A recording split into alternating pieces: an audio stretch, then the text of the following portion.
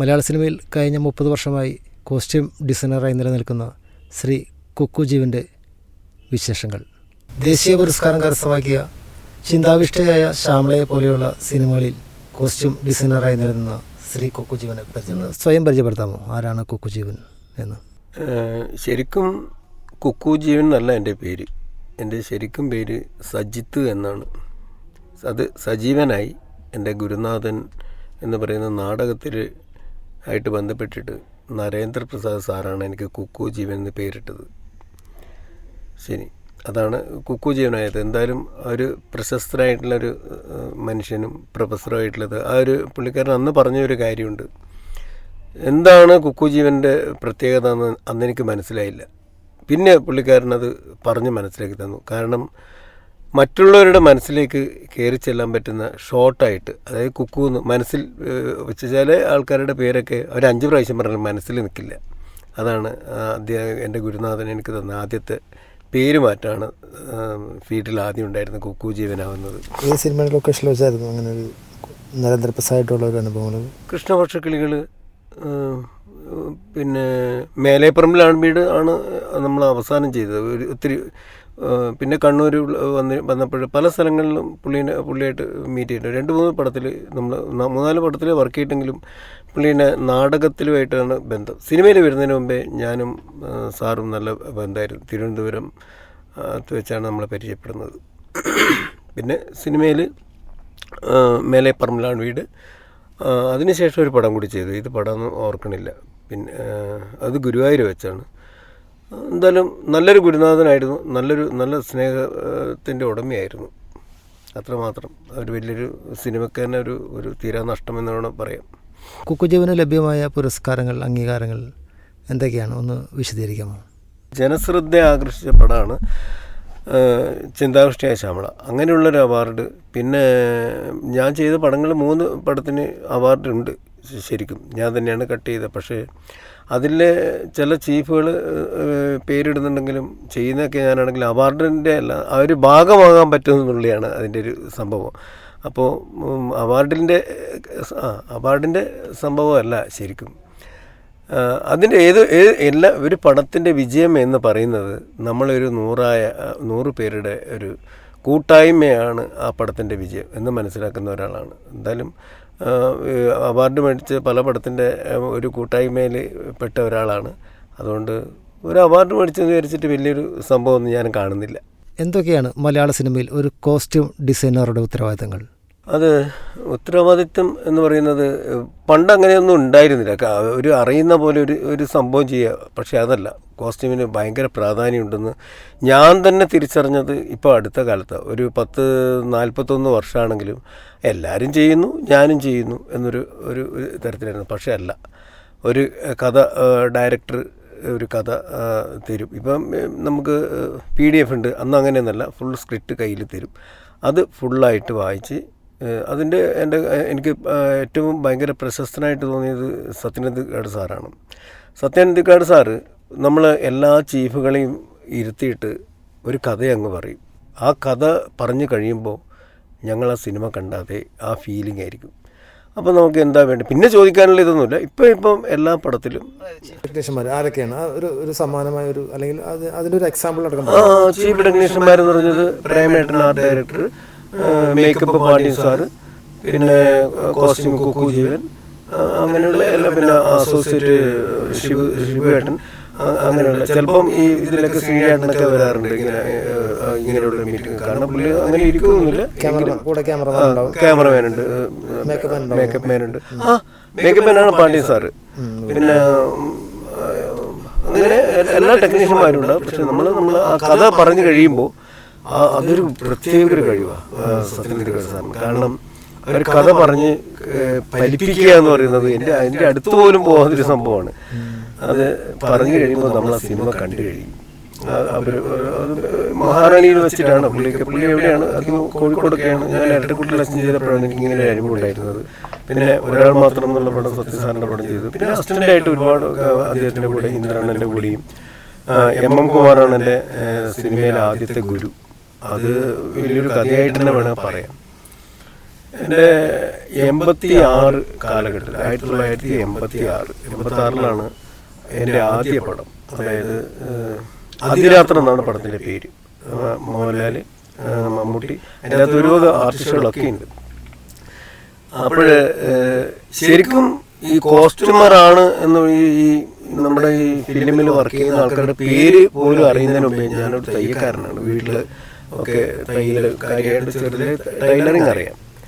അതുകൊണ്ട് അവിടെ ഗേറ്റിന് എനിക്കിപ്പോഴും നല്ല ഓർമ്മയില്ല. എൻ്റെ ഗുരുനാഥൻ എന്ന് പറയുന്നത് ഒരു വാക്കാണ്. കാരണം അവിടുത്തെ ഗേറ്റ്മാൻ, അതായത് സഫയർ ടൂറിസ്റ്റ് ഹോമിലെ ഒരു ഗേറ്റ് മാനാണ്. തയ്ക്കാൻ അറിയെങ്കിൽ നിനക്ക് ഇവിടെ കുറച്ച് തയ്ക്കാനുണ്ട്, അത് പറ്റുവാണെങ്കിൽ ടൈലറെ ആവശ്യമുണ്ടെന്ന് പറഞ്ഞിട്ടുണ്ടായിരുന്നു. തമിഴന്മാരാണ് പറ്റും. എൻ്റെ ആവശ്യം എന്ന് പറയുന്നത് മോഹൻലാലിനെ കാണുക, പിന്നെ ക്യാപ്റ്റൻ രാജുവിനെ കാണുക, സീനേച്ചിനെ കാണുക, സീനേച്ചിനെ കാണുക, മോഹൻലാലിനെ കാണാം. പിന്നെ ആദ്യം തയ്ക്കുന്നതിനും നല്ല ഇമ്പോർട്ടൻ്റ് കൊടുത്തത് ഇവരെയൊക്കെ കാണാമെന്ന് വിചാരിച്ചിട്ട് നേരെ കോസ്റ്റ്യൂം റൂമിലേക്ക് പോവാണ്. തയ്ക്കുന്ന റൂം എവിടെയാണോ അവിടെ സെറ്റ് ചെയ്യലാണ്. കോഴിക്കോടല്ല, കണ്ണൂരാണ് ഇത് ആദ്യമായിട്ട് വർക്ക് ചെയ്യുന്നത്. അതിരാത്രം കണ്ണൂരായിരുന്നു ലൊക്കേഷൻ. അങ്ങനെ വിശേഷിച്ചില്ല പടം. ആദ്യത്തെ എൻ്റെ കോസ്റ്റ്യൂമിൽ ആദ്യത്തെ ഗുരുനാഥൻ MM കുമാറാണ്. ആ പടത്തിലൂടെ MM കുമാർ സാറ് തുടക്കത്തിൽ വരും, പിന്നെ പടം തീരാനാകുമ്പോൾ ഇവർ ബാക്കിയെല്ലാം തമിഴന്മാരാണ്. അങ്ങനെ ആദ്യത്തെ അനുഭവം അതാണ്. ആ അനുഭവം പറയുമ്പോൾ ഇതുകൂടി പറയാതിരിക്കാൻ വയ്യ. ഞാൻ ലാലേട്ടൻ്റെ റൂമിലേക്ക് ആദ്യമായിട്ട് എന്നെ പറഞ്ഞു വിടുകയാണ് ഒരു ഷൂസ് കൊണ്ടു കൊടുക്കാൻ വേണ്ടിയിട്ട്. അപ്പോൾ ഷൂസുമായിട്ട് പുള്ളിയുടെ റൂമിലേക്ക് പോകും. ഫസ്റ്റ് സിനിമയല്ല, ഫസ്റ്റ് സിനിമയാണ് അതിരാത്രം. അതിരാത്രത്തിൽ എനിക്ക് പുള്ളി പോലീസ് ഓഫീസറാണല്ലോ, ഒരു മെറൂൺ ഷൂ റൂമിലേക്ക് കൊണ്ടുകൊടുക്കാൻ വേണ്ടിയിട്ട് കോസ്റ്റ്യൂം ചീഫ് പറഞ്ഞു. ഞാൻ അവിടെ വർക്ക് ചെയ്യുന്ന കോസ്റ്റ്യൂം ചീഫ് പറഞ്ഞു ഞാൻ ഈ ഷൂസുമായിട്ട് ഡോറിന് കൊട്ടാതെ ഞാൻ പുള്ളിയുടെ റൂമിലേക്ക് പോയി. അപ്പോൾ പുള്ളി ആദ്യമായിട്ട് പറഞ്ഞ വഴക്കല്ല, അത് എനിക്ക് എപ്പോഴും ഓർക്കാൻ പറ്റുന്ന ഒരു സംഭവം. ഇപ്പോഴീ എമ്പുരാൻ എന്ന പടത്തിൽ വെച്ച് ഞാനും ലാലേട്ടൻ ഇതിനെക്കുറിച്ച് പറഞ്ഞു. ഇപ്പോഴും കുക്കു ഡോറിന് കൊട്ടിയിട്ടുണ്ടല്ലേ അകത്ത് പ്രവേശിക്കാറുണ്ട്. ഇപ്പോൾ ഈ എമ്പുരാൻ പടത്തിൽ നമ്മൾ ഗുജറാത്ത് വെച്ചിട്ട് എന്നോട് പറഞ്ഞ വാക്കാണ്. വർഷങ്ങൾക്ക് ശേഷം. എത്ര വർഷം മുമ്പ് അതിരാത്രം ഷൂട്ട്? അതിരാത്രം 40 വർഷം. അപ്പോഴും അത് ഓർത്തിരിക്കുന്നു അല്ലല്ല, അതല്ല. പിന്നെ അത് കഴിഞ്ഞിട്ട് ഒരു പടം കൂടി ചെയ്തു. 2-3 പടം ചെയ്തു. ചെങ്കോലിൽ ആ പടം തീരുന്നവരെ ഉണ്ടായിരുന്നു. ഇന്ദ്രണ്ണനാണ് അതിൻ്റെ കോസ്റ്റ്യൂമർ. ഇന്ദ്രണ്ണനാണ് ആ പടത്തിൻ്റെ കോസ്റ്റ്യൂമർ. നാടൻ ഇന്ദ്രണ്ണനും ഞാനും ദൈവാനുഗ്രഹം എന്ന് പറഞ്ഞിട്ട് നമ്മൾ 2-3 പടത്തിൽ ഒരുമിച്ച് ഒരു റൂമിൽ കഴിയാനുള്ള ഒരു ഉണ്ടായിരുന്നു. പുള്ളി ഇപ്പോഴും കോസ്റ്റ്യൂമർ എന്ന് പറയുന്നത് ഭയങ്കര അഭിമാനമാണ് എനിക്ക്. എന്താ സംഭവം പറഞ്ഞാൽ നല്ലൊരു കോസ്റ്റ്യൂം വർക്ക് ചെയ്യുന്ന ഒരു നടനും കൂടിയാണ്. പിന്നെ നടനായി എന്ന് പുള്ളിക്കും തോന്നിയിട്ടില്ല. കോസ്റ്റ്യൂമറോ നടനോ എന്ന് ചോദിച്ചാൽ എൻ്റെ ഗുരുനാഥനും കൂടിയാണ്. രണ്ടാമത്തെ ഗുരുനാഥൻ ഇന്ദ്രണ്ണനാണ്. കുറേ പടങ്ങൾ ഒരുമിച്ച് വർക്ക് ചെയ്തിട്ടുണ്ട്. പിന്നെ ഈ നല്ലൊരു മനുഷ്യൻ എന്ന് പറഞ്ഞാൽ വളരെ പല ആൾക്കാർക്കും മാതൃകയാവേണ്ട ഒരു മനുഷ്യനാണ് ഇന്ദ്രൻസ്. തീർച്ചയായിട്ടും പെരുമാറ്റ രീതി കൊണ്ട്, പിന്നെ അത് പറഞ്ഞു തീർച്ചയായിട്ടും. പിന്നെ കുറേ കാലം അസിസ്റ്റൻ്റായിട്ട് വർക്ക് തുടങ്ങി. പിന്നെ ആദ്യമായിട്ടും അവസാനമായിട്ട് നമ്മുടെ സിൽക്ക് സ്മിതിയുടെ പടം ആദ്യമായിട്ട് ഇൻഡിപെൻഡൻ്റായിട്ട് വർക്ക് ചെയ്യുന്നത് പള്ളിവാതിക്കൽ തുമ്പിച്ചൻ. ഷൂട്ട് ഇവിടെ എറണാകുളത്തല്ല, ആലുവ പറവൂരാണ്. ശരിക്കും പറവൂർ മാർക്കറ്റൊക്കെയാണ്. അങ്ങനെ സംവിധായകൻ സന്ധ്യാമോഹൻ സാറാണ്. സന്ധ്യാമോഹൻ പുള്ളിയാണ് എന്നെ ഇൻഡിപെൻഡൻ്റായിട്ട് സത്യത്തിൽ ആദ്യമായിട്ട് കോസ്റ്റ്യൂം ചീഫിനായിട്ട് ആദ്യം ഈ ദൗത്യം ഏൽപ്പിക്കുന്നത്. ആ പടം തരുമ്പോൾ പറഞ്ഞൊരു കാര്യമുണ്ട്. കുക്കുവിൻ്റെ ചീഫ് മദ്രാസിലാണുള്ളത്, പുള്ളി വരും, നിങ്ങൾ ചെയ്തോളണമെന്ന്. പക്ഷേ പടം തീർന്നിട്ടും ചീഫിനെ കണ്ടില്ല. ലാസ്റ്റ് പടം കഴിഞ്ഞപ്പോഴാണ് പറയുന്നത് ചീഫൊന്നുമില്ല, ഇയാൾ തന്നെ ചീഫ്. അങ്ങനെ ആ പടം തീരുന്നവരെ ഇടയ്ക്ക് ഞാൻ ഡയറക്ടറൊക്കെ തട്ടിക്കരും. എന്തെങ്കിലും പ്രശ്നമുണ്ടെങ്കിൽ പോയിട്ട് നിങ്ങൾ ചീഫിനോട് പറയാമെന്നൊക്കെ പറയുമായിരുന്നു. അതെ, പക്ഷേ അത് വലിയൊരു അനുഗ്രഹമായിട്ട് കൂട്ടുന്നു. പുള്ളി കൊണ്ടുവന്ന് എല്ലാവരും നല്ല ടെക്നീഷ്യനായിട്ട് മാറിയിട്ടുണ്ട്, ഞാനടക്കം. അങ്ങനെയാണ് എൻ്റെ പിന്നെ ഇപ്പം കൊച്ചു പടങ്ങളിലൊക്കെ അഭിനയിക്കുന്നുണ്ട്.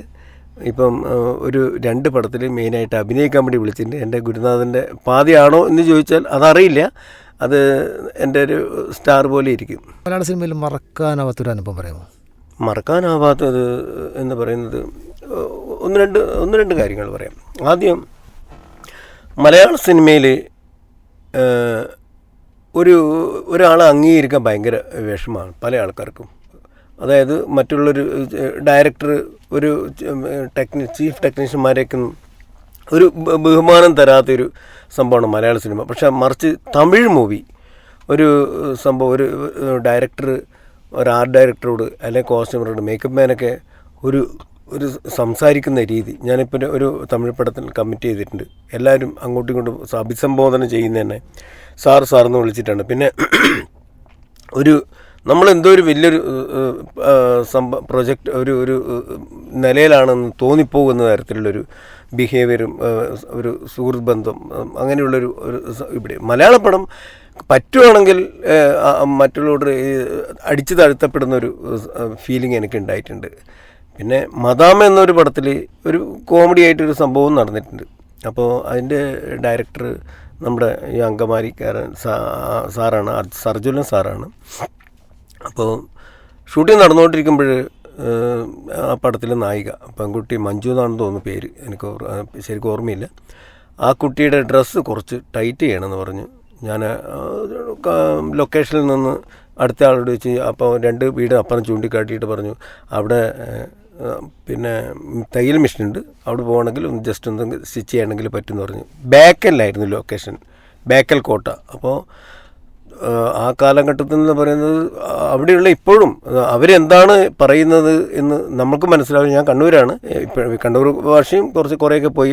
10-30 വർഷമായിട്ട് എറണാകുളത്തായതുകൊണ്ടാണ് ഞാനങ്ങനെ ആ നായികയായിട്ട് ആ വീട്ടിലേക്ക് പോവുകയും അവിടുത്തെ ആ ഉമ്മ എന്നെ വളരെ ഓടിക്കാൻ വേണ്ടി പറഞ്ഞു. കാരണം എൻ്റെ വീട്ടിലാണ് ഒരു പെണ്ണിനെയും കൊണ്ട് വരുന്നതെന്ന് നമുക്ക് പറഞ്ഞിട്ട് പോലെ ഭയങ്കര ഒരു സീനുണ്ടായി അവിടെ. ഞാൻ പറഞ്ഞു, എൻ്റെ ഉമ്മോ എനിക്ക് ഇവിടെ ഒന്ന് ഒരു സ്റ്റിച്ച് ചെയ്യാൻ വേണ്ടിയിട്ടാണെന്ന് പറഞ്ഞു. അവിടെയുള്ള അങ്ങനെ ഒരു തിക്തമായിട്ടുള്ളൊരു അനുഭവം ഉണ്ടായിട്ടുണ്ട്. അത് എപ്പോഴും എനിക്ക് മറക്കാൻ പറ്റാത്ത ഒരു ഓർമ്മയായിട്ടിരിക്കുകയാണ്. ഒരു വസ്ത്രാലങ്കാരം എന്ന നിലയിൽ അതിൻ്റെ ഡ്യൂട്ടി ഏറ്റെടുക്കുമ്പോൾ ആദ്യമായിട്ട് വസ്ത്രം കൈമാറിയത് ആർക്കായിരുന്നു? കന്യാകുമാരിയിലൊരു കവിത എന്ന പടത്തിൽ നമ്മുടെ സ്ഫടികം ജോർജ് സാറ്, കന്യാകുമാരിയിലെ കവിത വിനയൻ സാറാണ് ഡയറക്ടർ. അതിൽ ആദ്യമായിട്ട് വരുന്നതാണ് നമ്മുടെ സ്ഫടികം ജോർജ് സാറ്. സ്ഫടികം ജോർജ് ആ സ്ഫടികം എന്നുള്ള പടത്തിൻ്റെ ഒരു വിജയം കൊണ്ടായിരിക്കാം പുള്ളി അങ്ങനെ ഒരു ടൈറ്റിൽ ഇട്ടിട്ടുണ്ടാവും. അത് പക്ഷേ ആദ്യം വിനയൻ സാറിൻ്റെ കന്യാകുമാരി ഒരു കവിത എന്ന പടത്തിൽ ആണ് പുള്ളി അഭിനയിച്ചത്. ഫിലിമിന് ആദ്യമായിട്ട് വരുന്ന ആ പടമാണ്. പക്ഷെ അത് അധികം ആൾക്കാർ വിജയിക്കാത്ത പടത്തിൻ്റെ പേര് പറയില്ല. അത് ഞാൻ എന്തായാലും പറയും, എൻ്റെ ഫസ്റ്റ് പടം അതിരാത്രവും എൻ്റെ ആദ്യത്തെ പടം പള്ളിവാതിക്കൽ തുമ്മിച്ചാണ് ഇൻഡിപെൻഡൻ്റ് ചെയ്യുന്നത് പറയുന്നതാണ്. അത് പുള്ളിയുടെ ഇഷ്ടം. എന്തായാലും ഒത്തിരി ആൾക്കാർക്ക് ഫസ്റ്റ് ഡ്രസ്സ് കൊടുത്തിട്ടുണ്ട് ഞാൻ. പിന്നെ മിമിക് സ്റ്റേഷൻ 500 എന്നുള്ള പടത്തിലാണ് നാദിർ ഷാ, ഒരുപാട് കൊച്ചു മിമിക്രി കലാകാരന്മാർ ഇതിലൂടെ വരുന്നത്. അപ്പോൾ അതിലൊക്കെ മെയിൻ അത് ചീഫും ഞാൻ തന്നെയാണ്, കോസ്റ്റ്യൂം ചീഫ്. പിന്നെ 1000 അങ്ങനെ ഒത്തിരി പടങ്ങൾ ഞാൻ ചെയ്തിട്ടുണ്ട്. പിന്നെ ഇപ്പോൾ ലാസ്റ്റ് ചെയ്തിരിക്കുന്നത് ഇപ്പോൾ ഇപ്പം ഞാൻ ചീഫ് അല്ലെങ്കിൽ പോലും ഇപ്പോൾ ലാസ്റ്റ് പടം ചെയ്ത് വന്നത് എമ്പുരാൻ്റെ അസിസ്റ്റൻ്റാണ്, സുജിത്ത് സുധാകരൻ്റെ അസിസ്റ്റൻ്റായിട്ടാണ് ആ പടത്തിൽ വർക്ക് ചെയ്തേക്കുന്നത്. നമ്മൾ മാത്രമല്ല 10-14 പേരോളം വർക്ക് ചെയ്തിട്ടുണ്ട് കോസ്റ്റ്യൂമർമാർ. ഏറ്റവും സംഘർഷം അനുഭവിച്ച ഒരു സമയം, കോസ്റ്റ്യൂം ഡിസൈനർ ഒരു ഹെവി ടാസ്ക്? ഇല്ല, അത് സത്യത്തിൽ നല്ലൊരു ചോദ്യമാണ്. ഹെവി ടാസ്ക് എന്നൊക്കെ പറഞ്ഞാൽ ശരിയാണ്. അത് ചില നമ്മളെ സിനിമയിൽ തോൽപ്പിക്കണം എന്ന് വിചാരിക്കുന്ന കുറച്ച് ആൾക്കാരുണ്ട്. ഇവനെ എവിടെയെങ്കിലും ഒന്ന് മുട്ടുകുത്തിക്കാൻ വേണ്ടി പറ്റുമോ എന്ന് കരുതുന്ന അസോസിയേറ്റ് ഡയറക്ടറുണ്ട്. ഡയറക്ടർ എന്ന് വെച്ചാൽ മെയിൻ ആളല്ല, മെയിൻ ഡയറക്ടറല്ല. എവിടെയെങ്കിലും ഒരു സിനിമയിൽ ഒരാളെ മോശമാക്കണമെന്നെങ്കിൽ ഒരു താഴ്ത്തിക്കെട്ടണം എന്ന് വിചാരിച്ചിട്ടുണ്ടെങ്കിൽ 4-5 പേര് വിചാരിച്ചാൽ മതി. 4-5 ടെക്നീഷ്യന്മാർ വിചാരിച്ചാൽ അവൻ നല്ലവനല്ലാത്താക്കി മാറ്റാം. അതിനുള്ള തെളിവെന്ന് പറഞ്ഞാൽ ഒരു പടത്തിൽ ഒരു 4-5 ഡ്രസ്സ് വേണം. അതായത് നാളെ രാവിലേക്ക് വേണം. അത് വൈകുന്നേരം ഇന്ന് ഞാൻ പറയും, ഇന്ന് നല്ല ചങ്കൂറ്റുണ്ട്, പക്ഷേ എനിക്ക് തോൽക്കാൻ മനസ്സിലാത്തതുകൊണ്ട് ആ പടത്തിൻ്റെ പേര് ഞാൻ പറയുന്നില്ല. ഒരു ഗ്രൂപ്പ് സോങ്ങിന് ഒരു ചേഞ്ച് കൂടി വേണം, നാളെ 7 മണിയാകുമ്പോഴേക്ക് വേണം. ഇത് കടയടക്കുന്നവരെ, അതായത് കട എന്തായാലും ഒരു 9:30 മണിയാകുമ്പോഴത്തേക്കും സാധാരണ ടെക്സ്റ്റൈൽസ് അടയ്ക്കും. അപ്പോൾ ആ അടച്ച് കഴിയുമ്പോഴത്തേക്കും 2-3 പേര് വേണ്ടി നാളത്തേക്ക് മസ്റ്റ്, അതാണ് പ്ലാൻ ചെയ്തിരിക്കുന്നത്. അപ്പോൾ എറണാകുളം ലൊക്കേഷനായിരുന്നു. അപ്പോൾ എനിക്കറിയാവുന്ന 1-2 കയ്യിൽ ഫോണുണ്ട്, വിളിച്ചു. തുണി രാത്രി 10 മണിക്ക് ഷോപ്പ് തുറന്നു തന്ന് തുണിയെടുത്ത് രാവിലേക്ക് 5 പേർക്ക് ഡ്രസ്സ് കൊടുത്തിട്ടുണ്ട്. നമ്മുടെ കൂടെ കൈപിടിച്ച് നടന്ന അല്ലെങ്കിൽ നമ്മുടെ കൂടെ ഒരുമിച്ച് സഞ്ചരിച്ച ഒരു വ്യക്തി, ഒരു നടൻ അല്ലെങ്കിൽ ഒരു ടെക്നീഷ്യൻ, തോളോടൊപ്പം തോളോട് ചേർന്ന് നടന്ന ഒരു വ്യക്തി, അങ്ങനെ നടന്ന ഒരാൾ പെട്ടെന്ന് അത്ഭുതകരമായൊരു വളർച്ച തോന്നിയ ഒരു വ്യക്തി, അങ്ങനെ ഒരു അനുഭവമല്ല, അങ്ങനെ ഒരാളെ ആരാണ് പെട്ടെന്ന് ഓർക്കുന്നത്? പിന്നെ നമ്മൾ ഒരുമിച്ച് നടന്നിട്ടുണ്ട്. എൻ്റെ അടുത്തുള്ള വളർച്ച എന്ന് പറയുന്നത് എമ്മോൻ സാറാണ്. കുഴപ്പമില്ലാതെ, കാരണം പുള്ളി നമ്മളെ കുട്ടിക്കാലത്ത് ഒരുമിച്ച് കണ്ണൂരിൽ ഉണ്ടായിരുന്നതാണ്. ഞാൻ ആദ്യമായിട്ട് ചെറിയൊരു സാധനം പ്രൊഡ്യൂസ് ചെയ്തായിരുന്നു. അതിലൂടെയാണ് പുള്ളി മകൾ എന്ന് പറഞ്ഞൊരു സാധനം, ഒരു ഷോർട്ട് മൂവിയാണ് ആദ്യമായിട്ട് ചെയ്തേക്കണേ എമ്മോഹനൻ. ശ്രീനേട്ടൻ്റെ അതെ 916 ഞാൻ ചെയ്തിരുന്നത്. പുള്ളി ആദ്യമായിട്ട് ചെയ്തിരുന്നത് ഞാൻ പ്രൊഡ്യൂസ് ചെയ്തൊരു സാധനം മകൾ എന്ന് പറഞ്ഞിട്ട്. അത് ഭാഗ്യത്തിന് ടെലികാസ്റ്റ് ആയില്ല. അത് എന്താ സംഭവം എന്ന് പറഞ്ഞാൽ ശ്രീനിയേട്ടനും സത്യം സാറും പറഞ്ഞ് ഇതൊരു സിനിമയുടെ ത്രെഡാണ്, അതുകൊണ്ട് എന്ന് പറഞ്ഞിട്ട് അത് മാറ്റി. അതുകൊണ്ടായിരിക്കും എന്നെ ആ പടത്തിൽ മാത്രം വെച്ചിരിക്കുന്നത്. 916 ഞാൻ ചെയ്ത പടമാണ്. അതിൻ്റെ കഥയാണ് ഈ മകൾ എന്നുള്ള സംഭവം. നമ്മുടെ എമ്മോൻ ചെയ്ത പടം 916 മകളും ഒരേ സംഭവം തന്നെയാണ്. പിന്നെ എമ്മോഹൻ, പിന്നെ ഒരു ടെക്നീഷ്യൻ എന്ന് പറഞ്ഞാൽ ക്യാമറമാൻ എന്ന് പറയുന്നത് നമ്മുടെ ഷാജി ഏട്ടൻ ആലപ്പുഴയുള്ള പണ്ടേ ഉള്ളയാണ്. നമ്മുടെ ഒരു തോളോട് തോള് ഇരുന്ന് ഷാജിൻ്റെ ആലപ്പുഴയിൽ. പിന്നെ നമ്മളെ ഇദ്ദേഹത്തിൻ്റെ ഒരു പേരൊക്കെ കുറേ, തീർച്ചയായിട്ടും ഇന്ദ്രൻസേട്ടൻ കൂടെ അല്ലേ? തീർച്ചയായിട്ടും ഇന്ദ്രൻസേട്ടൻ അതുപോലെ തന്നെ മികച്ച നടനായിട്ട് മാറുന്ന സത്യത്തിൽ ഞാൻ വിചാരിച്ചില്ല. നമ്മള് കണ്ണൂർ ഒരു പടം ചെയ്യുമ്പോഴൊക്കെ കോസ്റ്റ്യൂം ബോക്സ് ഒക്കെ എടുത്ത് നടന്നിട്ടുണ്ട്. അത് പുള്ളിക്കാരന് പറഞ്ഞാൽ ഭയങ്കര സന്തോഷമേ ഉണ്ടാവുള്ളൂ. കോസ്റ്റ്യൂം ബോക്സും അപ്പുറം ഇപ്പുറം പിടിച്ച് ടൗണിലൂടെയൊക്കെ നടന്നിട്ടുണ്ട്. അദ്ദേഹം ഇന്നും ഒരു കോസ്റ്റ്യൂം ഇപ്പം പുള്ളിക്കാരനെ കുറിച്ച് പറയുകയാണെങ്കിൽ ഒന്നുകൂടി പറയണം. ഞാൻ എന്തെങ്കിലും ഒരു ഡ്രസ്സ് കൊടുക്കാൻ വേണ്ടി പറയുകയാണെങ്കിൽ പുള്ളി എൻ്റെ കയ്യിൽ നിന്ന് വാങ്ങിക്കില്ല. പുള്ളി വേറെ ഏതെങ്കിലും ഒന്നുകിൽ അവിടെ തൂക്കിയിട്ടാൽ മതി, അല്ലെങ്കിൽ അവിടെ വെച്ചാൽ മതി, അല്ലെങ്കിൽ പുള്ളി അധികം എടുക്കും. അങ്ങനെ തന്നെ ആയിരിക്കും എന്നാണ് എൻ്റെ വിശ്വാസം. കാരണം ഞാൻ നേരിട്ട് കണ്ടില്ല. പക്ഷേ എൻ്റെ എടുക്കാന്ന് പറഞ്ഞാൽ പുള്ളി ഡ്രസ്സ് അവിടെ റൂമിൽ വെച്ചാൽ അത് തന്നെയാണ് മറ്റുള്ള പടങ്ങളിലൊക്കെ, ഹിന്ദി തമിഴിലൊക്കെ എന്ന് പറഞ്ഞാൽ ഒരു ആർട്ടിസ്റ്റിൻ്റെ റൂമിൽ ഒരു ഹാങ്കറിൽ കൊണ്ട് തൂക്കിയാൽ മതി. പക്ഷെ ഇവിടെയാണ് സോക്സും മറ്റു കാര്യങ്ങളൊക്കെ ഇട്ട് കൊടുക്കലും ഒരു സംഭവങ്ങളൊക്കെ. അവിടെ ചെരുപ്പ് പോലും എടുക്കാൻ പറ്റില്ല മറ്റുള്ള ഭാഷയിൽ. തമിഴിലൊക്കെ എന്ന് പറഞ്ഞാൽ ആ സംഭവം കവറിലിട്ട് അവിടെ റൂമിൽ എത്തിച്ചാൽ മതി. ഇവിടെയാണ് മലയാളത്തിൽ ഉള്ളതെന്ന് തോന്നുന്നു. ഞാൻ തമിഴ് ഒത്തിരി അസിസ്റ്റൻ്റായിട്ട് വർക്ക് ചെയ്തിട്ടുണ്ട്. തമിഴ് ആർട്ടിസ്റ്റുകൾ നന്നാടി സുമാരി ചേച്ചി നമ്മളെ ചെരുപ്പ് തുടിയിക്കില്ല. അത് ക്യാരക്ടറിന് കൊടുക്കേണ്ട ചെരുപ്പാണെങ്കിലും ഒരു ചെറിയൊരു കവറിലാക്കിയിട്ട് അവിടെ റൂമിൻ്റെ പുറത്തവിടെ വെച്ചാൽ മതി. അങ്ങനെയാണ് അവിടുത്തെ ഒരു. ഇപ്പോൾ എത്ര വർഷമായി സിനിമയുടെ പ്രവർത്തന പരിചയം? 40 വർഷം. ഒരു കോസ്റ്റ്യൂം ഡിസൈനർക്ക് വേണ്ട സാമഗ്രികൾ, അതായത് ഒരു സിനിമ കമ്മിറ്റ് ചെയ്തു, അതിലേക്ക് പോകുന്ന അതിൻ്റെ വഴികൾ ആരാണ് പ്രൊഡക്ഷൻ കൺട്രോളറോ ഡയറക്ടറോ ആരാണ് കുക്കു ജീവൻ ആദ്യമായി ബന്ധപ്പെടുന്നത്? അപ്പോൾ ഇങ്ങനൊരു സിനിമയുണ്ട്, ആ സിനിമയുടെ അതിൻ്റെ ഘട്ടങ്ങൾ എന്താണ്? ആദ്യം ഒരു പടത്തിൻ്റെ കഥ ഫുള്ളായിട്ട് മനസ്സിലാക്കുക. എന്നിട്ട് നമ്മുടെ ഒരു എമൗണ്ട് പറയും, ഏകദേശം ഇത്ര ലക്ഷം രൂപ വേണ്ടി വരും, കോസ്റ്റ്യൂമിന് ഇത്ര പൈസ വേണം. ആ പൈസ ആയിക്കഴിഞ്ഞാൽ ഞങ്ങൾ കൊണ്ടുപോകേണ്ടത് ടേപ്പ്, കത്രികയും, പറ്റുവാണെങ്കിൽ ഒച്ചുപടയൊക്കെയാണെങ്കിൽ അയൺ ബോക്സും ഞങ്ങൾ കൊണ്ടുപോകും. ബാക്കിയുള്ള എല്ലാം പ്രൊഡ്യൂസർ പൈസ തന്നിട്ട് മേടിക്കലാണ്. അത് പടം കഴിഞ്ഞിട്ടാകുമ്പോൾ എല്ലാ സാധനം തിരിച്ചു കൊടുത്തിട്ട് ഞങ്ങൾക്ക് കോസ്റ്റ്യൂമർമാർക്ക് പോകാൻ പറ്റുള്ളൂ. ജോലിയുടെ ഘട്ടം ഒന്ന് പറയാമോ?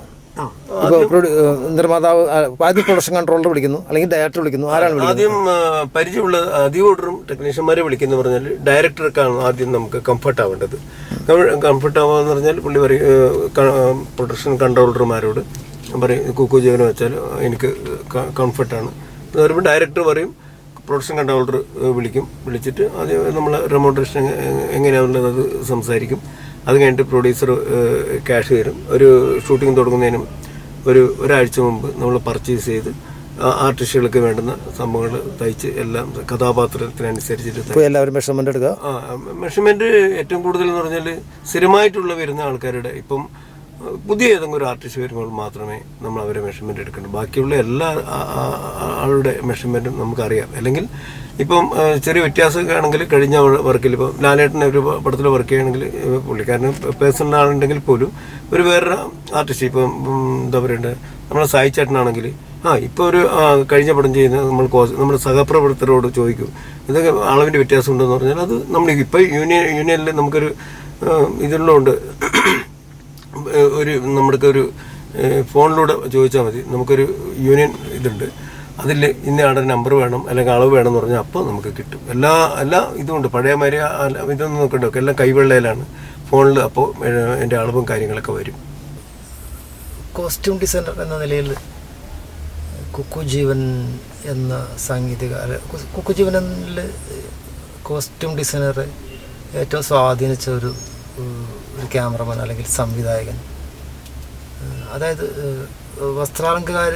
വസ്ത്രാലങ്കാരത്തിൽ ഇടപെടുന്ന ഡ്രസ്സിൻ്റെ സ്റ്റിച്ചിങ് എങ്ങനെ ആയിരിക്കണം, അല്ലെങ്കിൽ കളർ ടോൺ ഇതായിരിക്കണം, അതല്ലെങ്കിൽ സബ്ജക്റ്റിന് ഇണങ്ങുന്നതല്ല ഈ വസ്ത്രം വേണ്ട, അടുത്ത വസ്ത്രം ഇടൂ, അല്ലെങ്കിൽ അതിൻ്റെ സ്റ്റിച്ചിങ്ങുകളിൽ ഇടപെടുന്ന.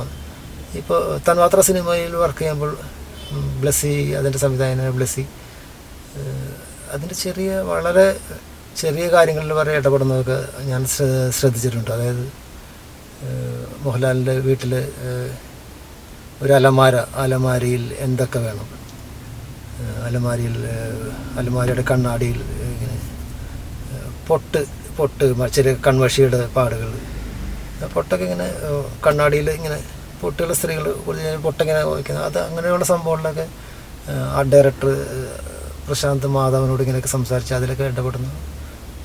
അത്തരം കാര്യങ്ങളിൽ ഇടപെടുന്ന ഒരു സംവിധായകനായിട്ട് എനിക്ക് ബ്ലസ്സി എന്ന സംവിധായകനെ കുറിച്ച് തോന്നിയിട്ടുണ്ട്.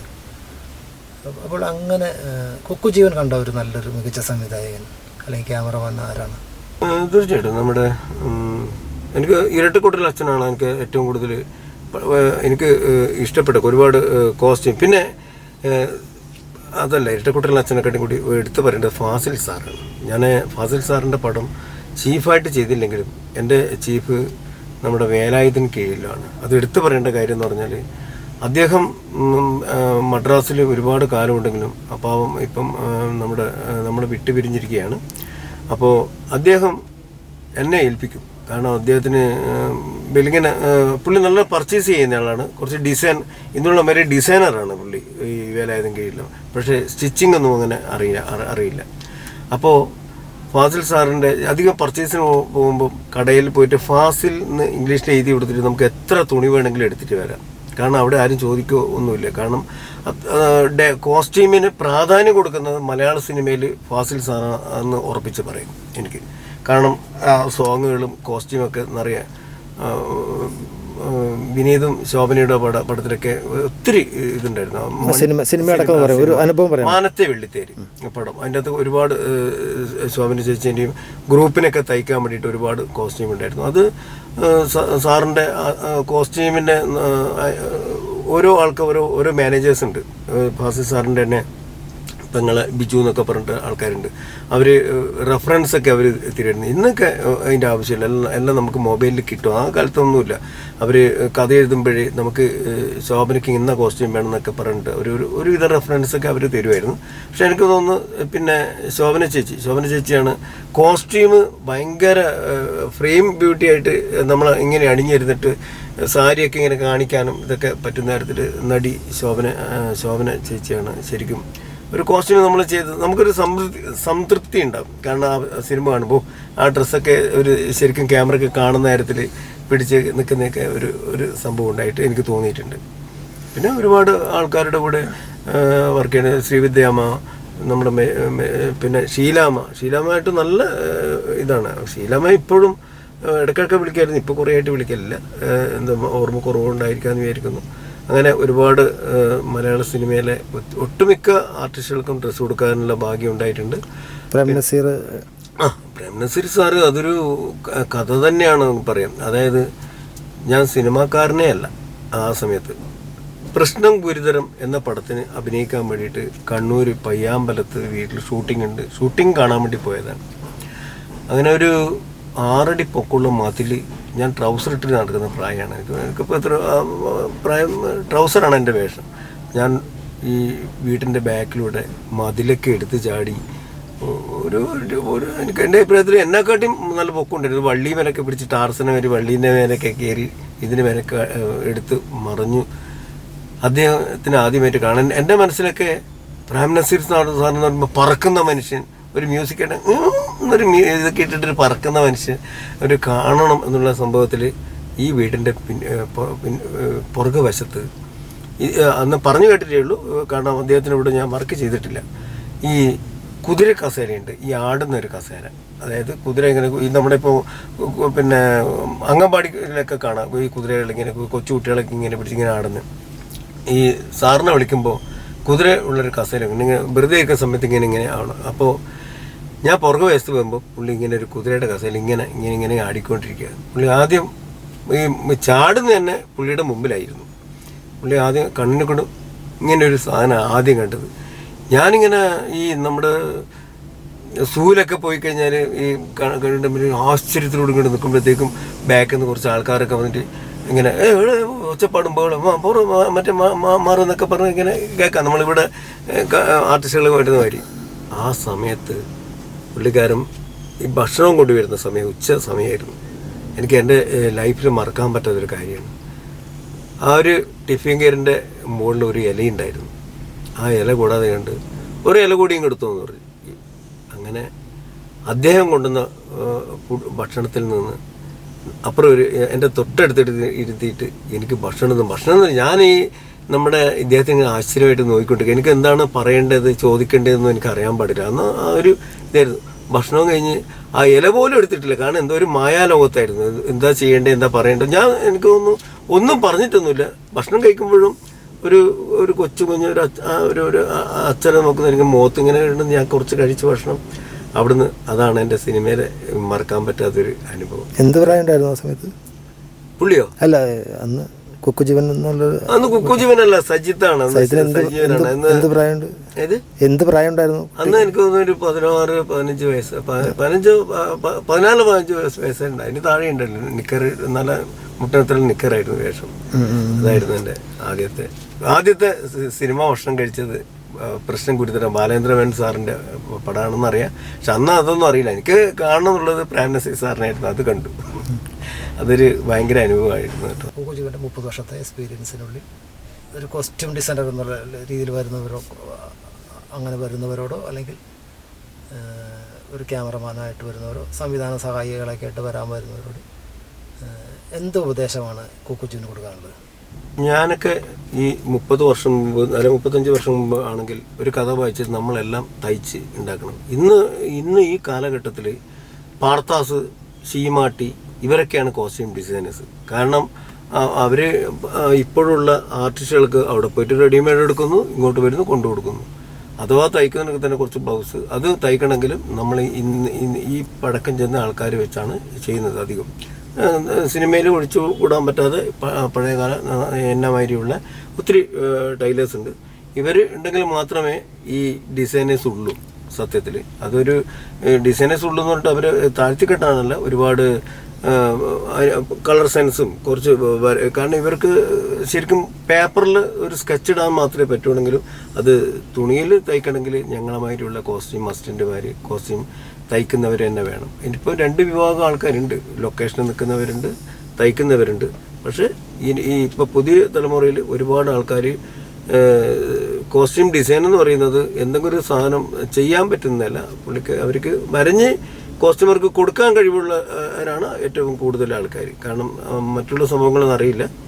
പിന്നെ കഥാപാത്രപരമായിട്ട് ഒരു ഡ്രസ്സ് ഉണ്ടാക്കാൻ പറ്റുന്നത് നമ്മളെ പഴയ ആൾക്കാർക്ക് മാത്രമേ പറ്റുള്ളൂ, തുണിയെടുത്ത്. ഇപ്പോഴത്തെ ഡിസൈനേഴ്സും പഴയ കോസ്റ്റ്യൂമർമാരും തമ്മിലുള്ള സംഭവം എന്ന് പറഞ്ഞാൽ, ഞങ്ങളുമാതിരിയുള്ള ഒരു കോസ്റ്റ്യൂമറെ വെക്കുമ്പോൾ 5 ലക്ഷം രൂപ പ്രൊഡ്യൂസർക്ക് ആകുമ്പോഴത്തേക്കും ഈ കോസ്റ്റ്യൂം ഡിസൈനർ നോക്കുമ്പോൾ 7 ലക്ഷം രൂപയാണ്. അതാണ് ഞാൻ കണ്ടുവരുന്ന സംഭവം. എന്താ സംഭവം എന്ന് പറഞ്ഞാൽ, പുതിയൊരാൾക്ക് വരുമ്പോൾ പോലും നമ്മൾക്കൊരു കഥ വായിക്കുമ്പം എത്ര സീനിന് എത്ര ഷർട്ട് വേണമെന്നൊക്കെ നമുക്ക് കൃത്യമായിട്ട് മനസ്സിലാക്കാൻ പറ്റും. കാരണം ഇവർക്ക് അതൊന്നും അങ്ങനെ അറിയിക്കേണ്ട ആവശ്യമില്ല. ഏതെങ്കിലും ആർട്ടിസ്റ്റിന് വേണ്ടുന്ന സംഭവം ഒരു 10 ഷർട്ട് പറഞ്ഞാൽ ഒരു 15 ഷർട്ട് അടിക്കും. അത് ലിനനാണോ എത്ര പൈസ വേണമെന്നോ ഒന്നും അറിയാൻ പാടില്ലാണ്ട് ഇപ്പോൾ അങ്ങനെയുള്ള കാര്യങ്ങളൊക്കെ അറിഞ്ഞ് ചെയ്യാൻ ശ്രമിച്ചാൽ ഇവരും നമ്മളമാതിരിയുള്ള ആൾക്കാരായി മാറും. ഇതാണ് എനിക്ക് പറയാനുള്ളത്. ഞാൻ കണ്ടിട്ടുള്ളിടത്തോളം ഇതാണ് എനിക്ക് മെയിൻ പറയാനുള്ളത് പുതിയ തലമുറയോട്. അത് കഥ വായിച്ച് എത്രയാണ് മാർക്ക്. ഇപ്പം അതിനുള്ള സംവിധാനമുണ്ട്. അസിസ്റ്റന്റ് ഡയറക്ടേഴ്സ് പറയും ഇന്നയാൾ, അതായത് നമ്മുടെ പുതിയ ഒരു ആർട്ടിസ്റ്റിന് ഇത്ര ചേഞ്ച് വേണം, ഇത്ര ആർട്ടിസ്റ്റിന് ഇത്ര ചേഞ്ച് വേണം. അത് ഞങ്ങളുടെ കാലത്ത് ഞങ്ങൾ കഥ ഫുൾ വായിച്ച് ആ ക്യാരക്ടറിനനുസരിച്ചിട്ട് സംഭവങ്ങൾ ഒരു ഞാൻ പറഞ്ഞ മേലെപ്പറമ്പിലാണ് വീട്ടിൽ പിന്നെ നമ്മുടെ എൻ്റെ ഗുരുനാഥൻ വയലിൽ ജോലി ചെയ്യുന്ന കർഷകനാണ്. പുള്ളിക്കുള്ള ഒരു പാളത്തൊപ്പി, ഒരു ഒറ്റ തോർത്ത്, പിന്നെ അത് വരുമ്പം തന്നെ കർഷകനായി ഒരു പുള്ളി പ്രൊഫസറാണെന്ന് പറഞ്ഞില്ല, ഒരു വയലിൽ പണിയെടുക്കുന്ന ഒരു ആളായി മാറി. അങ്ങനെയുള്ളൊരു കോസ്റ്റ്യൂമിനും ഭയങ്കര പ്രാധാന്യം. പിന്നെ കോസ്റ്റ്യൂം ആയിക്കഴിഞ്ഞാൽ കോസ്റ്റ്യൂം റെഡി ആയി കഴിഞ്ഞാൽ പകുതി നടനായി. പാടത്ത് പണിയെടുത്തോണ്ടിരിക്കുന്നു പെട്ടെന്ന് ചെളി തെറിച്ചു. അടുത്ത ഷോട്ടിൽ കണ്ടിന്യൂറ്റി ഷോട്ട്. ഈ കണ്ടിന്യൂറ്റി നോക്കുന്നത് കോസ്റ്റ്യൂമറുടെ ഉത്തരവാദിത്തമാണോ അതോ? അല്ല, ഉത്തരവാദിത്തം. ആ കണ്ടിന്യൂറ്റി നോക്കാൻ വേണ്ടിയിട്ട് ഒരു അസിസ്റ്റന്റ് ഡയറക്ടർ ഉണ്ടാവും. പക്ഷേ ഞങ്ങള് കോസ്റ്റ്യൂം കണ്ടിന്യൂറ്റി നോക്കാൻ കോസ്റ്റ്യൂം കണ്ടിന്യൂറ്റി അസിസ്റ്റന്റ് ഡയറക്ടർ ഉണ്ട്. പക്ഷേ നമ്മൾ എക്സ്പീരിയൻസ് ഉള്ള ആളാണെങ്കിൽ ഞങ്ങളെ മാതിരിയുള്ള അത്രയും എക്സ്പീരിയൻസ് ഇപ്പോൾ ഒരുപാട് ആൾക്കാരുണ്ട് ഇതറിയുന്നവർ, ലൊക്കേഷൻ നിൽക്കുന്നവർ, അത് നോക്കിയിട്ട് അതുമാതിരി ചെയ്യുന്ന ആൾക്കാരുണ്ട്. അതായത് സംഘടന രംഗം നടന്നു, കഴിഞ്ഞ ഷർട്ട് കയറി പോയിരുന്നു, അല്ലെങ്കിൽ ബട്ടൺസ് ആയിരുന്നു, അടുത്ത ഷോട്ടിൽ വന്നപ്പോൾ ആ ബട്ടൺ അതില്ല, അത് മാറ്റി അപ്പം തന്നെ അത് ക്യാമറ അസിസ്റ്റന്റ് ഡയറക്ടറിനെ പറയും. ഇപ്പോൾ ഉള്ള ആൾക്കാർക്ക് അസിസ്റ്റന്റ് ഡയറക്ടേഴ്സിന്റെ ജോലിയാണെന്ന് പറഞ്ഞ് നിൽക്കുന്നവരുണ്ട്. പണ്ട് കാലത്ത് അങ്ങനെ ആയിരുന്നില്ല. ഇന്ന് ഒരുപാട് ഇതുണ്ട് കണ്ടിന്യൂറ്റി നോക്കാനൊക്കെ. പണ്ട് കാലത്തില്ലാതെ, പണ്ട് നമ്മൾ കോസ്റ്റ്യൂമിൻ്റെ ഇതാണ്, ആൽബത്തിൽ ഫോട്ടോ നോക്കിയിട്ടാണ് കണ്ടിന്യൂറ്റി നോക്കേണ്ടത്. ഇന്ന് അതിൻ്റെ ആവശ്യമില്ല. ഇന്ന് ഫോണിൽ തന്നെ എല്ലാ കാര്യങ്ങളും എല്ലാം സിമ്പിളാണ്. ഒരു ഇന്നയാണെന്ന് പറഞ്ഞാൽ അപ്പോൾ മൊബൈലിൽ കാണിച്ചു തരാൻ പറ്റുന്ന. പണ്ട് നമ്മൾ അനുഭവിച്ച ഇതൊന്നും ഇപ്പോഴില്ല. കോസ്റ്റ്യൂം കണ്ടിന്യൂറ്റിയൊക്കെ അപ്പോൾ കാണാൻ പറ്റുന്നതല്ലേ. അതുകൊണ്ട് അതൊക്കെ പിന്നെ അന്ന് പണ്ട് മോണിറ്റർ ഉണ്ടായിരുന്നില്ല. പണ്ട് സത്യസാറും നമ്മുടെ പണ്ട് കാലത്ത് വർക്ക് ചെയ്തിട്ടുള്ള ഡയറക്ടേഴ്സൊക്കെ മനസ്സിലല്ലേ അവർക്ക് മോണിറ്റർ ഉണ്ടായിരുന്നത്, എന്ത് കറക്റ്റായിട്ട് കാണുന്നുണ്ട്. ഇന്ന് മോണിറ്റർ ഉണ്ട്. അവിടെ എന്തെങ്കിലും ഒരു ഷോട്ടിൽ വിട്ടുപോയിട്ടുണ്ടെങ്കിൽ അപ്പം തന്നെ ചെക്ക് ചെയ്യാൻ പറ്റുന്ന സംവിധാനങ്ങളൊക്കെ ഇപ്പോഴുണ്ട്. സത്യനന്ദിക്കാടായിട്ടുള്ളൊരു എക്സ്പീരിയൻസ് അറിയാം സംവിധായകൻ പറഞ്ഞു. ഞങ്ങൾ സത്യസാറുമായിട്ട് നല്ല ഇതാണ്. പുള്ളിയൊക്കെ സത്യത്തിൽ നല്ല ഒരു പുതിയ ആളെന്നോ പഴയ ആളെന്നോ നല്ലൊരു സമ്പന്നമായിട്ടുള്ളൊരു പെരുമാറ്റമാണ് സാറിൻ്റെത്. കാരണം എന്തെങ്കിലും തെറ്റുപറ്റിയാലും അത് ഇന്നാണെന്ന് പറഞ്ഞു തരാൻ പറ്റുന്നത്. കാരണം അദ്ദേഹത്തിൻ്റെ ഇവിടെ എല്ലാം അധികം ചെയ്യാൻ പറ്റിയിട്ടില്ല. അത് കുറച്ച് കാരണങ്ങൾ എൻ്റെ മയത്തിൽ ഉള്ള ആൾ തന്നെയാണ്. കാരണം അന്ന് അധികം ആളുണ്ടായിരുന്നില്ല, കുറച്ച് പോരായ്മയൊക്കെ നമുക്കുണ്ടായിരുന്നു കുറച്ച് കാലഘട്ടത്തിൽ. പിന്നെ ഇപ്പം സിനിമ എന്ന് പറയുന്നത് അല്ല, സത്യസാറിൻ്റെ കാര്യം ചോദിച്ചാൽ നല്ല ഗുഡ് ഡയറക്ടർ, നല്ലൊരു കലാകാരൻ. എനിക്ക് ഇഷ്ടപ്പെട്ടൊരു ഡയറക്ടർ കൂടിയാണ്. അത് അത്രേ പറയാനുള്ളൂ, വേറെ ഒന്നും പറയാനില്ല അദ്ദേഹത്തിനെ കുറിച്ച്. സിനിമയിൽ കട്ടപ്പാട് എന്ന് പറയുമ്പോൾ ഒരാളെ പെട്ടെന്ന് ഓർക്കുമ്പോൾ സ്നേഹത്തോടെയും ഭയങ്കര വാത്സല്യത്തോടെ ആ മനുഷ്യൻ ഒരു എന്താ അദ്ദേഹം ഈ സ്നേഹം ചൊരിയുക, അല്ലെങ്കിൽ അത് മറക്കാനാവാത്ത അങ്ങനെ ഒരു എക്സ്പീരിയൻസ്, ഒരു മറക്കാനാവാത്ത ഒരു വ്യക്തിയെ പറയാൻ പറ്റും. ഒരു അനുഭവം ശ്രീനേട്ടൻ അവാർഡ് പോലെ തന്നെയാണ്. ഇടയ്ക്ക് വിളിക്കുമായിരുന്നു. ചിന്താവിശേഷം അവിടെ ഞാൻ പടം തന്ന അദ്ദേഹം തന്നെയാണ്. ഒന്ന് രണ്ട് പടങ്ങളിലൂടെ പുള്ളി കണ്ടിട്ടുണ്ട്. എൻ്റെ നാട്ടുകാരനാണെന്നുള്ള പരിഗണനയൊന്നും അദ്ദേഹത്തിനില്ല. അദ്ദേഹം കഴിവുണ്ടെങ്കിൽ അത് എവിടെയായാലും അത് നടക്കും. അങ്ങനെ കഴിവ് എന്നുള്ള ഒരു വിശ്വാസം, ചെയ്യുമെന്നുള്ള വിശ്വാസം കൊണ്ടാണല്ലോ സ്വന്തം പടം എന്നെ ഏൽപ്പിച്ചത്. നാട്ടുകാരനാണ്, തൊട്ടടുത്താണ്. പക്ഷെ നമ്മൾ നാട്ടിലുമായിട്ട് ആ ഒരു ബന്ധമില്ല. സിനിമയിൽ അസിസ്റ്റൻ്റ് ആയിട്ട് വർക്ക് ചെയ്യുമ്പോഴുള്ള ബന്ധമാണ്.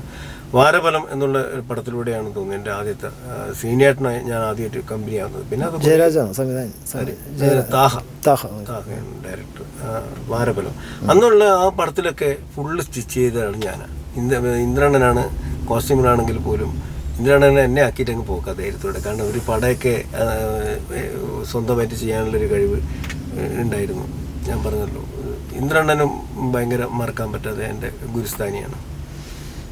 നമ്മുടെ അസോസിയേറ്റ് അസിസ്റ്റന്റ് ഡയറക്ടർ എല്ലാവരും ഒരു ക്രൗഡ് ചെയ്യാന്ന് വെച്ചോളൂ. ക്രൗഡ് എന്ന് പറഞ്ഞാൽ നായകൻ്റെ കൂടെ ഒരു 4-5 പേരുണ്ടാവും അഭിനയിക്കാൻ വേണ്ടിയിട്ട്. ഒന്ന് ഈ നായകന് മാത്രം നമ്മളെ ലുക്ക് ക്യാമറയെ കൊടുക്കുക അങ്ങനെയാണ് എന്നൊക്കെ പറയുമ്പോൾ ഈ 3-4 പേരുണ്ടാവും.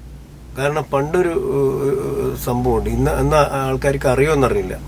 ക്യാമറയുടെ മുന്നിൽ നിൽക്കുന്നത് 6 പേരുണ്ടെങ്കിൽ 6 പേരും ഈ ഡയറക്ടർ മുമ്പിലും അസിസ്റ്റന്റ് ഡയറക്ടർ മുമ്പിലും ഒരു ആക്ടേഴ്സാണ്. ഇവിടെ നായകന് മാത്രം പ്രാധാന്യം കൊടുക്കും. ഈ ബാക്കിയുള്ള 5 പേരും ഈ ആക്ഷൻ പറയുമ്പോഴത്തേക്കും എന്താ ചെയ്യേണ്ടതെന്ന് അറിയാതെ അങ്ങോട്ട് നോക്കും ഇങ്ങോട്ട് നോക്കും, ക്യാമറ നോക്കും. അവർ ഭയങ്കരമായിട്ട് ടെൻഷനാവും. അത് പറയുമ്പോഴത്തേക്ക് തന്നെ കൂടെ ഡയറക്ടർ അയ്യോ എന്തോ ഈ കാണിച്ചു കൊടുക്കുന്നവരുണ്ട് ഒന്നുകൂടി പറയുമ്പോഴത്തേക്ക് അവർ ഡൗൺ ആവും. സത്യസാറിൻ്റെ അടുക്ക കണ്ടുവരുന്നൊരു സാധനമാണ്. എല്ലാ ആൾക്കാരോടും സമയത്ത് വരും നിങ്ങൾ ഇന്നാണ് ചെയ്യേണ്ടതെന്ന് പറഞ്ഞു കൊടുക്കുക. അതൊന്നുമില്ല.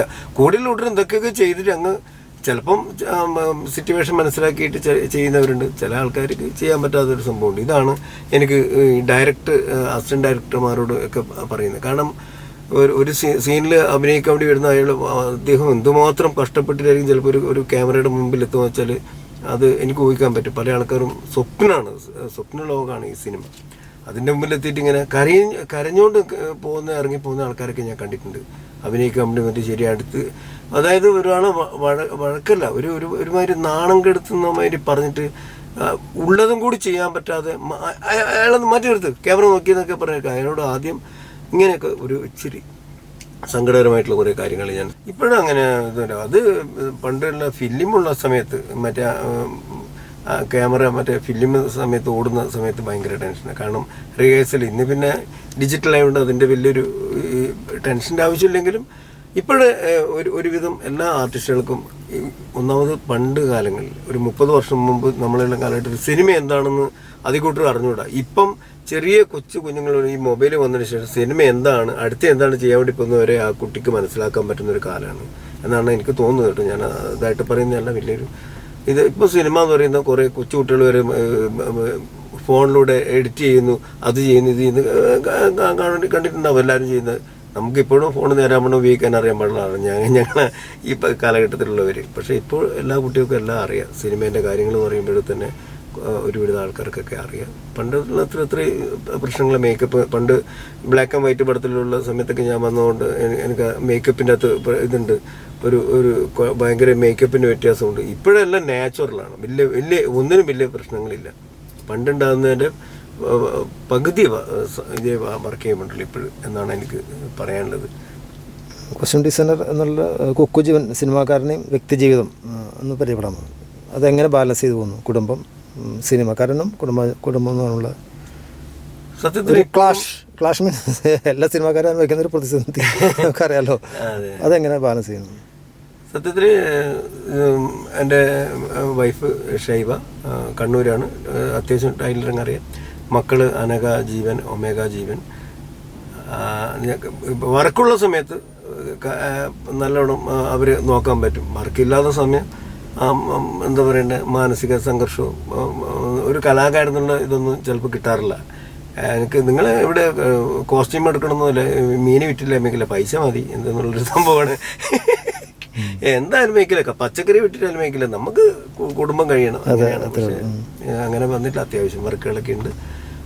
പക്ഷേ ഞാൻ പറയുന്നത് കൊറോണ കഴിഞ്ഞതിന് ശേഷം എല്ലാ ആൾക്കാരും ഈ കേരളത്തിലുള്ള എന്നല്ല ഈ ഏറ്റവും കൂടുതൽ ജനങ്ങളെ നല്ല രീതിയിലേക്ക് കോസ്റ്റ്യൂം ചെയ്യാനും എന്ത് ചെയ്യാനൊക്കെ ഇത്രയേ ഉള്ളൂ എന്ന് മനസ്സിലാക്കി തന്ന കാലമാണ് ഈ കൊറോണ കാലം. അതുകൊണ്ട് അതിന് ശേഷമുള്ള എല്ലാ വർക്കുകളും വളരെ ശ്രദ്ധിച്ചിട്ടും അതിനു മുമ്പേയൊക്കെ എനിക്കും മനുഷ്യനിലെ തെറ്റുപറ്റാം, കുറച്ച് ജാടയൊക്കെ എനിക്കും ഉണ്ടായിരുന്നു. പക്ഷെ അതൊന്നുമില്ലാതെ ഇപ്പം നല്ല രീതിയിൽ ആര് വിളിച്ചാലും ഇത്രയൊക്കെ ഉള്ളൂ എന്നുള്ള തോന്നുന്ന തരത്തിലുള്ള വർക്കുകൾ ആരെയും അങ്ങോട്ടും ഇങ്ങോട്ടും സഹായിച്ചിട്ട് പരസ്പരം സഹായിച്ച് കൂട്ടായ്മയോടെ ചെയ്യുന്നതാണ് ഒരു പടം. അത് ഞാനാണ് അവിടെ വലിയതെന്നുള്ളൊരു സംഭവമൊന്നുമില്ല. എല്ലാവരും ഒരുമിച്ച് നിൽക്കുക, ഒരുമിച്ച് വർക്ക് ചെയ്യുക, അതാണ് ഒരു സിനിമയുടെ വിജയം തന്നെയാണ് എന്നാണ് എനിക്ക് പറയാനുള്ളത്. ഹാപ്പിയാണോ? തീർച്ചയായിട്ടും കുടുംബപരമായിട്ട് സിനിമപരമായിട്ട് ഹാപ്പിയാണ്. കാരണം 40-40 വർഷം വലിയൊരു കുഴപ്പമില്ലാതെ സിനിമയുടെ ഭക്ഷണം കഴിച്ച് കഴിയാന്ന് പറയുന്നത് വലിയൊരു സംഭവമാണ്. വീണ്ടും ഒന്നുകൂടി ഞാനിപ്പം 1-2 പടത്തിൽ അഭിനയിക്കാൻ വേണ്ടി പോവാണ്. അത് ഇന്ദ്രൻസ് ആവുമോ എന്നുള്ള ഇതിലല്ല, എന്നെ വിശ്വാസമുള്ള 1-2 ഡയറക്ടേഴ്സ് അതിനോടുള്ള അത് ഒന്ന് വലിയ തമിഴ് പടത്തിലാണ്. അതുപോലെ വലിയൊരു മൂവിയാണ്. അതിനകത്ത് ഒരു നല്ല ക്യാരക്ടർ തന്നിട്ട് അതിന് വേണ്ടിയിട്ടാണ് ഈ താടി രൂപമൊക്കെ ഇങ്ങനെ വെച്ചേക്കണേ. അതുകൊണ്ട് എന്നെ സഹിച്ച എൻ്റെ മാന്യ പ്രേക്ഷകർക്ക്, എൻ്റെ cameraman Jefin Joseph.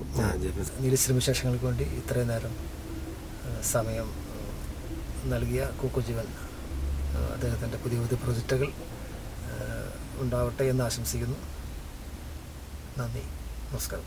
Thank you Kukku Jeevan. Thank you sir.